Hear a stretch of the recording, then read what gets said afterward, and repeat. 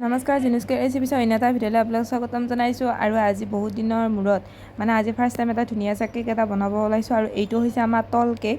তো এই কেকটো আমি 6 ইঞ্চত বনাইছিলোঁ দুটা কৰি, যিহেতু আমাৰ 1 kg কেক হয়। এইটো ডাবল হৈছে ওখ হৈছে।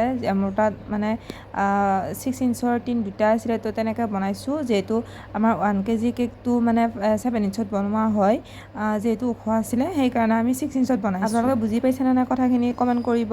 এইফালে আমি পিংক কালাৰে ধুনীয়াকৈ চাইডটো ফিনিচিং কৰিছোঁ। আৰু এয়া আমাৰ ধুনীয়াকৈ এটা বেবী গাৰ্ল এটা বনাই দিছোঁ।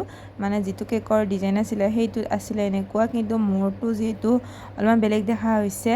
তো ভাল লাগিছে নাই কমেণ্ট কৰিব। মোৰ যিহেতু যিবিলাক ফণ্ডেণ্টেৰে বনোৱা নাম বেবী গাৰ্লবিলাক পুতলাবিলাক সিমান ভাল নহয়, তো তেনেকৈ কিবা কৰি বনাইছোঁ। আপোনালোকৰ ভাল লাগিছে নে নাই কমেণ্ট কৰিব। আৰু এইফালে দুটামান ফক্স বল দিছোঁ, যিহেতু বেলুন টাইপৰকৈ বনাব দিছিলে, তো তেনেকৈ। তো মোৰতো খুব ভাল লাগিছিলে এই কেকটো। আৰু এইফালে এইটো এটা নতুন বক্স হয়, 30 টকা লৈছিলে। এই কেকটো মই অনলাইন কৰি আনিছিলোঁ। গতিকে এই ডিজাইনটো ভাল লাগিছে নে কমেণ্ট কৰিব। তো আজিৰ কাৰণে বাই বাই, নেক্সট ভিডিঅ'ত লগ পাম। ৰাধে ৰাধে।